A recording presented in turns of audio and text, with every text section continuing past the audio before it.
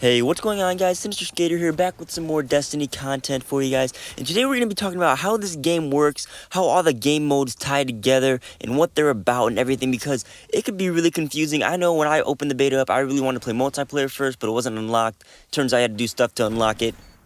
It just seemed really confusing, so I thought I'd go ahead and explain how everything works. And yeah, pretty much they gave us the whole unfinished game for this beta, of course with some caps and restrictions because it's beta and they don't want you playing the full game. But it's pretty much the entire game, and we just get to play a little fraction of it. So everything that I explained in this video should pertain to the full game when it is released. So let's get into it. There are 5 so-called modes in this Destiny game called Tower, Story, Strike, Explore, and Crucible, which is also known as the multiplayer in this game. And we're going to talk about them all, particularly in that order. I have a lot to say about Crucible, that's why it's going to be last. But for all you multiplayer addicts wondering how you play it if you just got the beta, at least for the beta that is, this is unlocked once you beat Mission 5, or the story Mission 5 in the game. Once you beat Mission 5, you unlock the Crucible, and then you can play your multiplayer and do everything like that. And if you don't want to hear about certain parts that I'm explaining, say you don't want to hear about the strike missions, and you want to skip straight to Crucible, I'll have time codes down below in the description so you can skip around. But actually, before we get into the tower, we're going to talk about create a character first. Just start off with the character, because you get to use the character in every single mode. You get to create your character at the very beginning of the game. You get to choose from a class, which the 3 classes will be talked about in the multiplayer section of this video.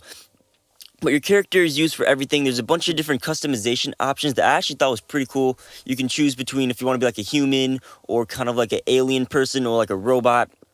Choose the hair, the facial features, everything like that. And you can also make more than one character.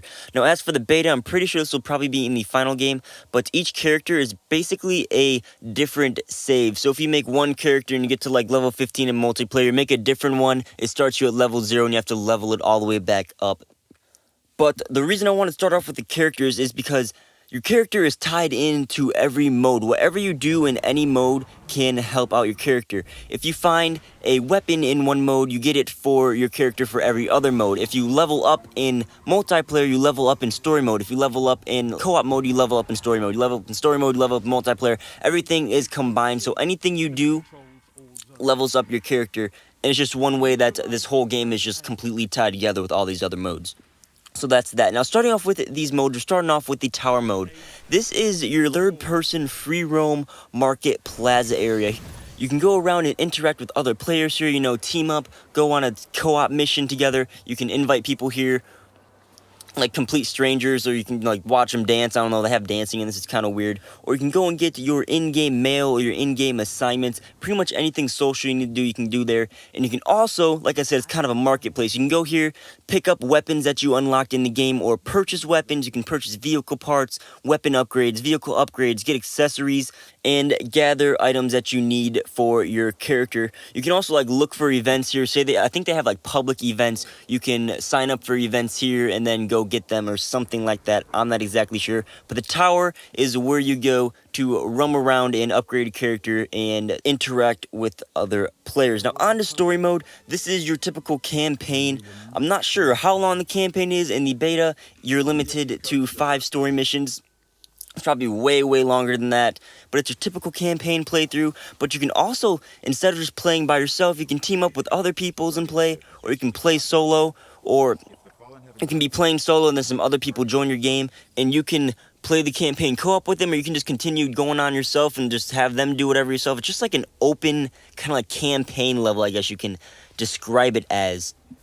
Now, the gameplay mechanics in the story mode is pretty much similar across everything except for the tower. All the controls are the same.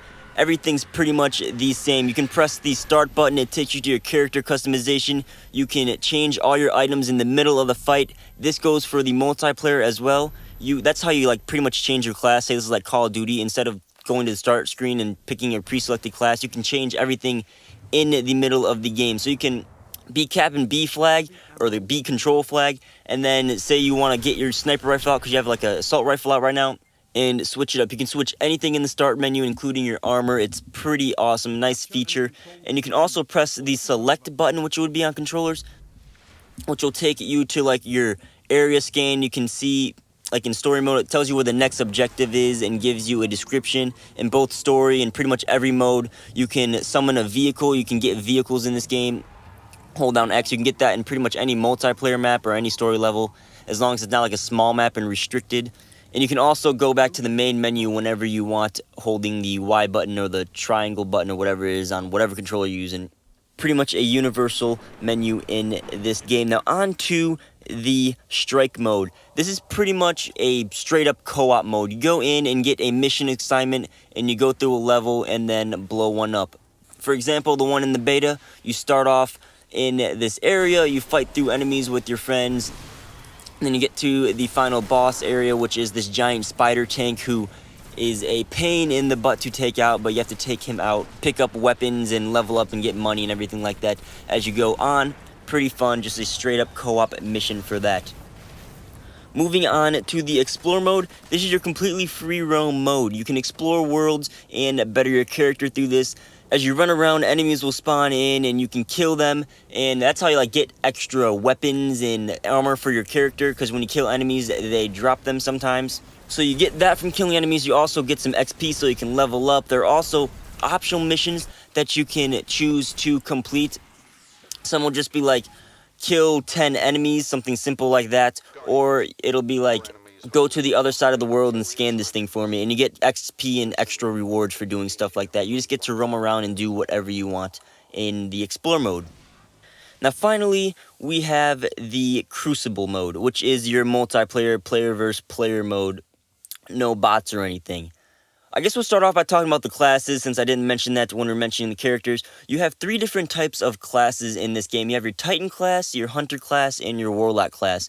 Your Titan is your normal soldier, except he has a lot of health. He is your buff guy in this game. He's very tough. He or she is very aggressive, and that's just how you play with him. You know, he has this special ability, which is like the Fist of Havoc, where you can just pound on the ground and enemies die. He has a light shield and one thing.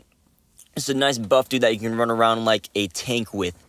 The Hunter, on the other hand, is specialized in like long distance and close range. The Hunter is like a bounty hunter. He's very stealthy and can take people out from afar with like a sniper rifle. He doesn't want to be in like medium range engagements. He wants to be either really close up and sneaky or at a long distance. Oh, for the Titan, you know, like his melee is like a punch. For this, the guy has a knife and just knifes people. And you can also get like a throwing knife.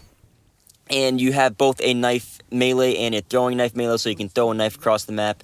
He has like incendiary bombs, swarm bombs. His special ability is a golden gun, which is pretty much a one-shot, one-kill on many people. His next ability is a giant sword blade thing.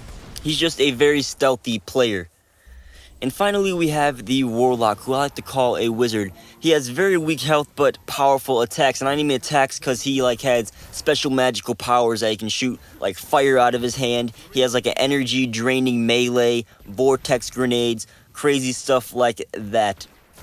And that wraps it up for the 3 classes. Now, something interesting that is in this multiplayer with all these different customization options and how you level up in pretty much any game mode and everything's tied together.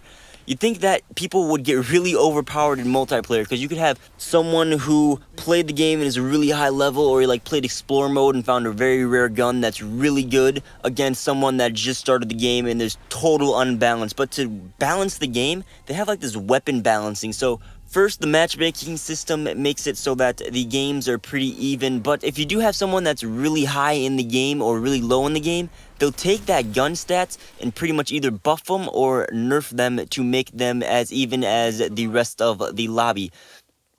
So leveling up your character pretty much gives you different ways to kill people, but also different guns, but really in the long run, it doesn't really matter if you have a really good gun, because if you play really newbie people, it's going to bring the gun down. Sure, some guns will be better, like the stats will be pretty much, it brings all the stats the same, so some stats will be better and some guns will be better, some will be newbie, but there won't be someone that can kill people in one shot and it takes like 10 shots to kill another person. There's no unbalance like that, so I thought that was something pretty cool to mention in the multiplayer section.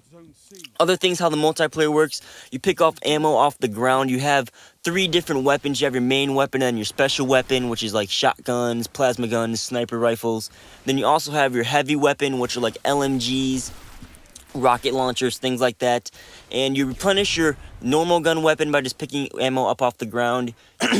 You get special weapon ammo by getting them in green crates around the map, and then once in a while they'll drop some heavy ammo down on the ground where you can go and pick that up, and that's how you get your ammo in the game. There's no like scavenger or anything like that.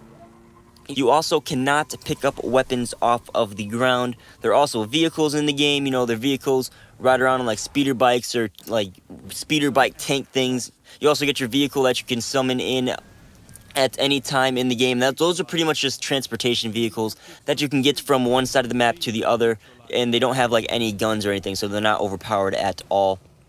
And then one last thing to note in the multiplayer is that the maps change drastically. It could be like daytime one map, and then or it could be daytime one match and then nighttime one match, and it could be raining one match and then snowing one match and sunny one match. The maps change a lot. It kind of changes the environment and is kind of cool.